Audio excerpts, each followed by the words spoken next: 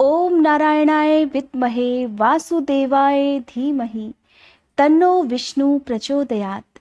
आप सभी का मेरे YouTube चैनल पर हार्दिक स्वागत है। आज के इस वीडियो में सुनिए परिवर्तनी एकादशी की कथा। चातुर्मास का दूसरा महीना प्रारंभ हो चुका है। पौराणिक कथा के अनुसार चातुर्मास का प्रारंभ होते ही भगवान श्री हरि पाताल लोक में विश्राम करने के लिए चले जाते हैं। इन दिनों भगवान श्री हरि पाताल लोक में विश्राम कर रहे हैं और ऐसे में देव उठनी एकादशी के दिन भगवान विष्णु का विश्राम काल समाप्त होता है। चातुर्मास में भगवान विष्णु के सो जाने के कारण इन दिनों कोई भी शुभ कार्य नहीं किया जाता। इस विश्राम के समय जब पाताल लोक में भगवान श्री हरि करवट बदलते हैं तब उसे परिवर्तनी एकादशी कहा जाता है। परिवर्तनी एकादशी को पार्श्व एकादशी या पद्मा एकादशी भी कहते हैं।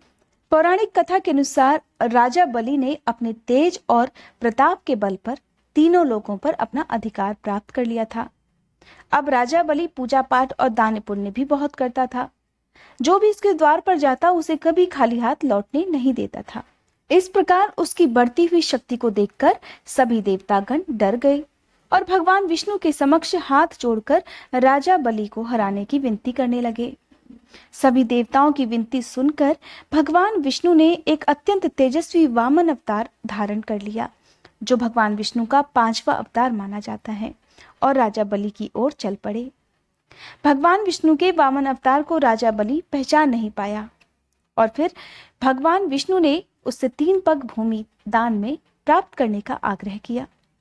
3 पग भूमि के आग्रह को तुच्छ समझकर राजा बलि ने सहमति दे दी। राजा बलि का संकल्प सुनकर भगवान विष्णु, जो कि वामन अवतार रूप धारण किए हुए थे, अपने त्रिविक्रम रूप को बढ़ाने लगे। देखते ही देखते उन्होंने विकराल रूप धारण कर लिया।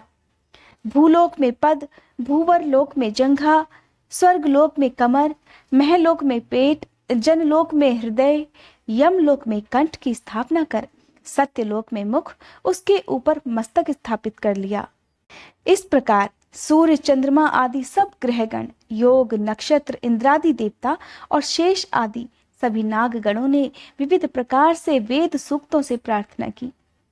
तब वामन रूपधारी भगवान श्री हरि ने राजा बलि का हाथ पकड़कर कहा, हे राजन, एक पग से पृथ्वी और दूसरे पग से स्वर्गलोक को मैंने नाप लिया। अब बताओ मैं अपना तीसरा पग कहाँ रखूं? ये बात सुनकर राजा बलि ने अपना सिर झुका लिया और भगवान विष्णु ने अपना पैर उसके मस्तक पर रख दिया, जिससे वो पाताल लोक को चला गया। परंतु उसकी नम्रता को देखकर वामन रूपधारी भगवान श्री हरि कहते हैं, हे बलि, मैं सदा तुम्हारे निकट ही रहूंगा।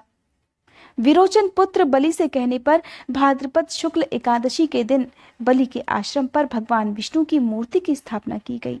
इस प्रकार दूसरी मूर्ति क्षीर सागर में शेषनाग के पष्ठ पर हुई।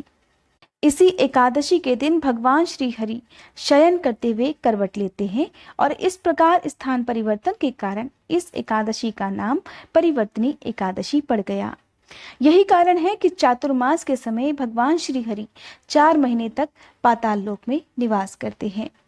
ऐसे में अगर आपने अपने घर पर भी देवशयनी एकादशी के दिन भगवान विष्णु की मूर्ति को शयन कराया है, तब आज के दिन आपको उन्हें विधि पूर्वक करवट दिलानी चाहिए। कहा जाता है ऐसा करने से आपको परिवर्तनी एकादशी का पूर्ण फल प्राप्त होता है। ये थी परिवर्तनी एकादशी की कथा। अगर आज की ये कथा आपको पसंद आई हो तो वीडियो को लाइक करके कमेंट बॉक्स में विष्णु भगवान की जय लिखने के साथ साथ मेरे चैनल को सब्सक्राइब करके बेल आइकन प्रेस करना मत भूलिएगा।